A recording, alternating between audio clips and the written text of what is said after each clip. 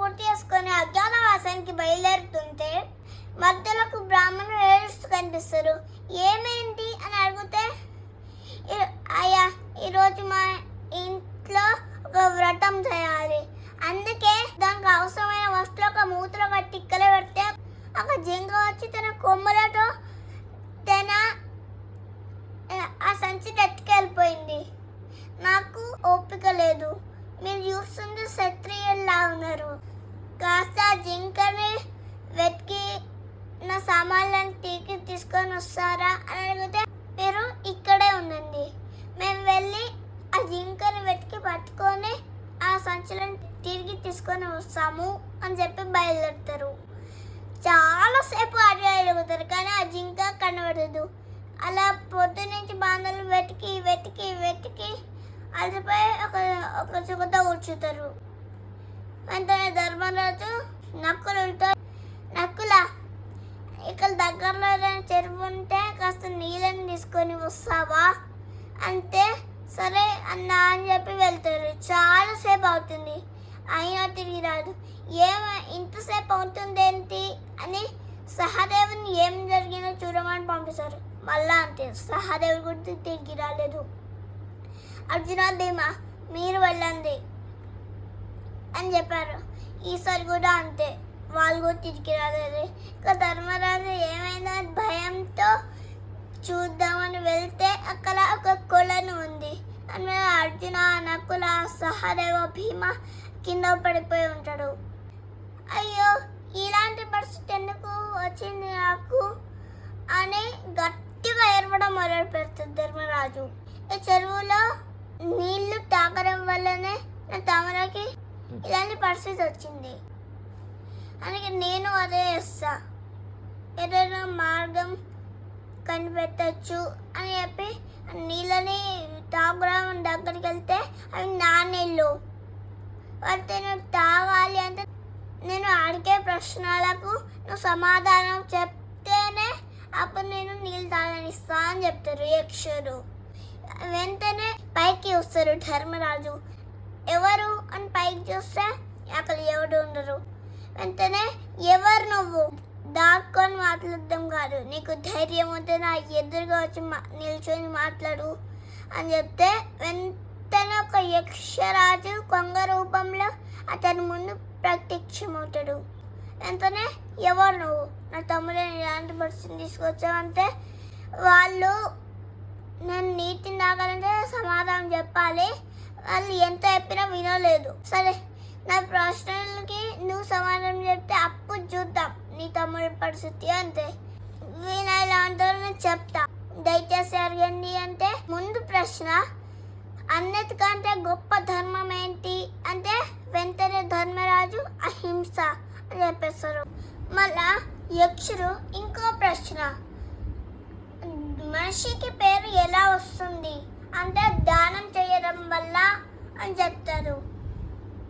తర్వాత అన్నిటికంటే జ్ఞానం ఏంటి అంటే మంచికి చెడుకి అలాగే ధర్మానికి అధర్మానికి తేడాన్ని తెలియడమే జ్ఞానం అని చెప్తారు.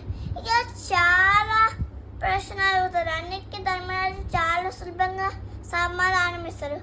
ఇక చివరి ప్రశ్న, ఈ భూమి మీద అన్నిటికంటే ఆశ్చర్యపరిచే విషయం ఏంటి అంటే ప్రతి మనిషి చేసే పనులే, ఎందుకంటే ప్రతి మనిషి ఒక్కో సమయంలో చనిపోతారు, అది తెలిసిన కూడా వాళ్ళకి చావు లేనట్టు ప్రవర్తిస్తారు. చావు లేనట్టు అసూయ, గర్వం, ఆశ, దురాశ ఇవన్నీ ఉంటే వెంటనే యక్షుడు, ఆహా ధర్మరాజా నువ్వు చాలా గొప్పవాడివి, అంటే మంచివాడిని నేను ఇంతవరకు చూడలేదు, కాబట్టి నీ తమలో ఒకరిని బతికించుకోవచ్చు, ఎవరిని బతికించాలి అని చెప్పగానే అంటే ధర్మరాజు ఏమాత్రం ఆలోచించకుండా నకులుడు అని చెప్పేస్తాడు. వెంటనే ఆ యక్షుడు ఆశ్చర్యపోయి, అదంటే నీ తమ్ముల్లో భీముడు అర్జునుడు గొప్ప వీరుడు కదా అని యక్షుడు అంటారు. కానీ ధర్మరాజు, అయ్యా నాకు బలం వద్దు, నా తమ్ముడు కావాలి. నా కుంతిదేవికి కొరకుగా నేను బతికే ఉన్నాను. అలాగే మా మాతృదేవికి కొరకుగా వాళ్ళిద్దరు చనిపోయారు. కాబట్టి నా అక్కలని బతికిస్తే మాతకి కుంతి మాతకి ఇద్దరికి కొడుకులు ఉన్నట్టుంటుంది అని చెప్తారు. వెంటనే యక్షుడు, ఆహా ధర్మరాజా, నువ్వు చాలా గొప్పవాడివి, నీ అంత ధర్మపరుణ్ణి నేను ఇంతవరకు చూడలేరు, తర్వాత చూస్తానో లేదో కూడా తెలియదు. కాబట్టి నీ తమ్ములో ఒకటి ప్రాణం కాదు, మొత్తం అందరి ప్రాణాలు తిరిగి ఇచ్చేస్తున్నారని పాండవులు మళ్ళీ బతికించేస్తారు. వెంటనే ధర్మరాజు, అయ్యా మీ నిజస్వరూపం ఏంటో ఒకసారి తెలియచేయండి అంటే వెంటనే యక్ష తన నిజస్వరూపం చూపిస్తారు. చూస్తే అది యమధర్మరాజు. అంటే ధర్మరాజుకి నాన్న అవుతారు. స్వయంగా అతనే వచ్చి ధర్మరాజును పరీక్షించారు. ఆ తర్వాత ధర్మరాజా, ఇంకో సంవత్సరం నువ్వు అజ్ఞాతవాసం చెయ్యాల్సి ఉంటుంది. కాబట్టి నువ్వు ఇంకో వరం ఇచ్చే వరం అదే. మీరు అజ్ఞాతవాసం ఏ విషయం కావాలంటే ఆ విషయంలో రావచ్చు అని వరం ఇస్తున్నా అని చెప్పి వెళ్ళిపోతారు. ఇక ధర్మరాజు తన తండ్రిని కలిసినందుకు, ఇక తన తమ్ములను బతికించుకున్నందుకు చాలా సంతోషిస్తారు.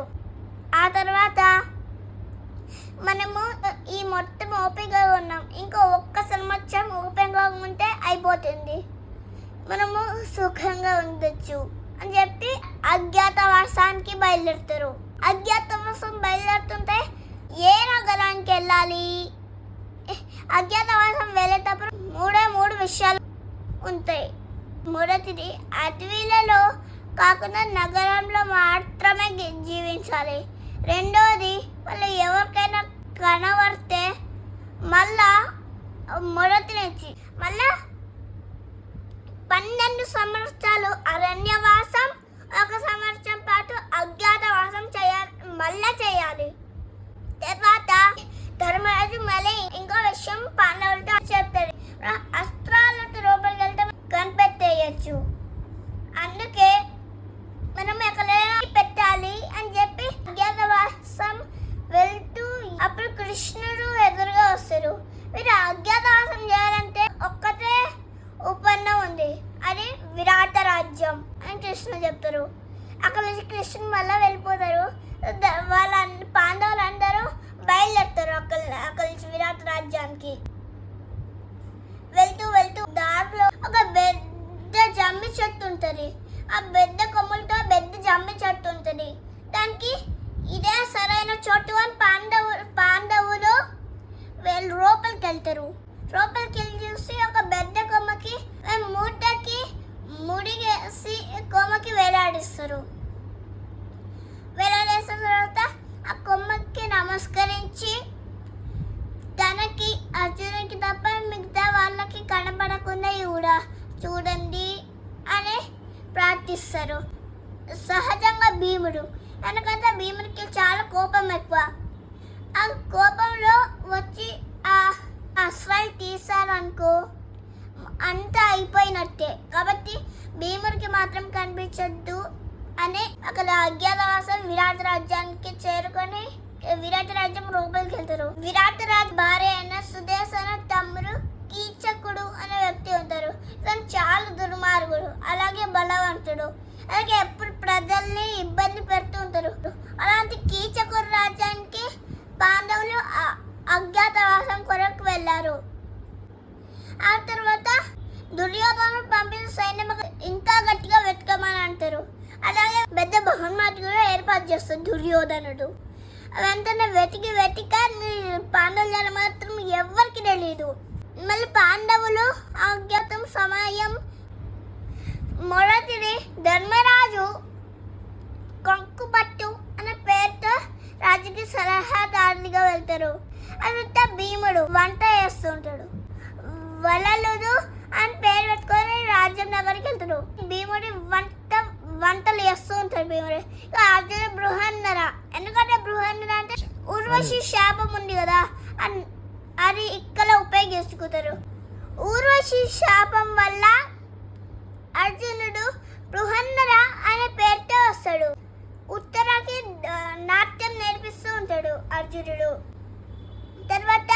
నకులుడు దమగ్రంథి అని వెళ్తారు. దమగ్రంథి నకులుడు దమగ్రంథి ఇక సహదేవుడు తండ్రి పాలుడు అన్న పేర్లతో రథసారథి వాళ్ళు నడిపిస్తూ ఉంటారు నకుల సహదేవులు.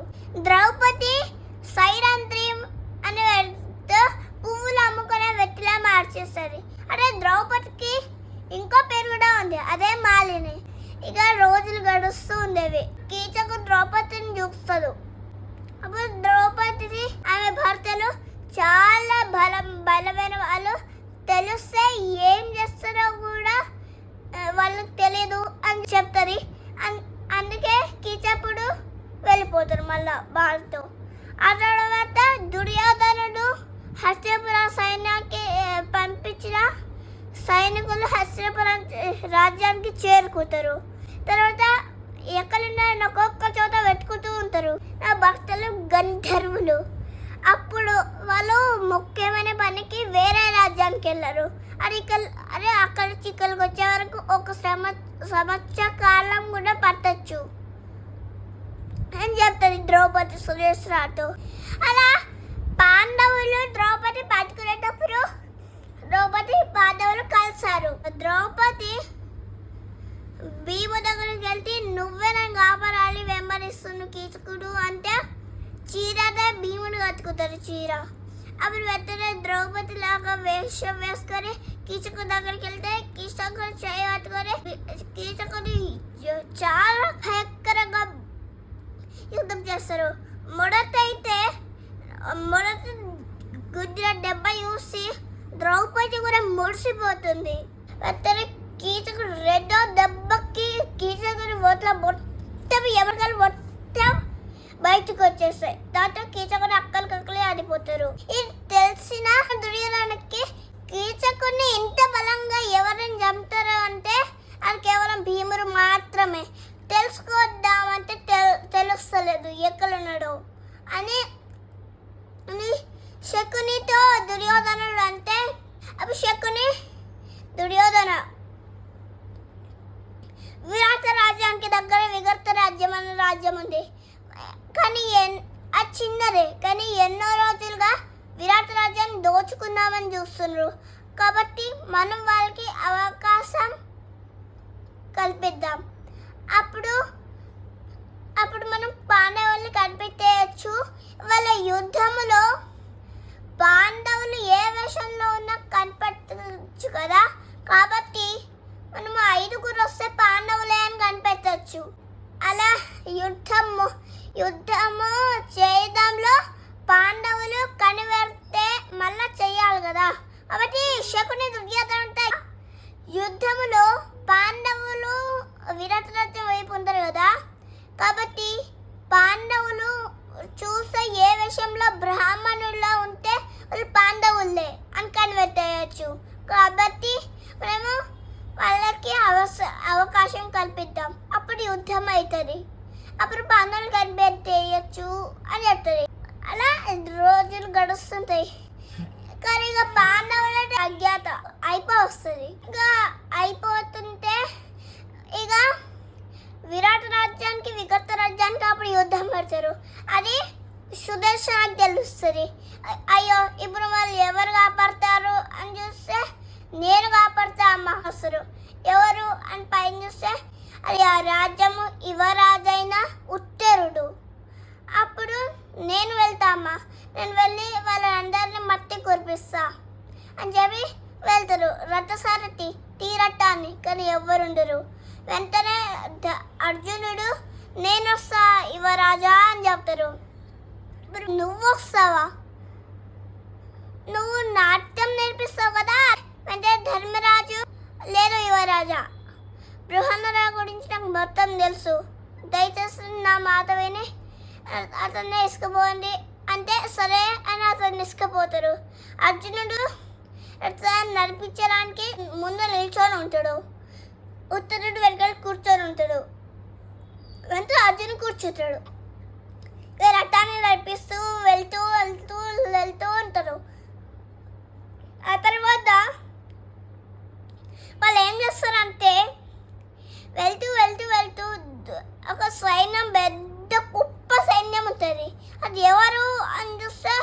అది ఏ సైన్యం ఏర్పాలా? విగర్త రాజ్యంలో కలిపేసిన దుర్యోధను సైన్యం. దుర్యోధనుడు, శకుని వీళ్ళందరూ ఇక విగర్త రాజ్యం వీళ్ళందరూ ఉంటారు. ఈరోజు విరాట రాజ్యం వాళ్ళందరూ కూడా యుద్ధానికి వెళ్తారు.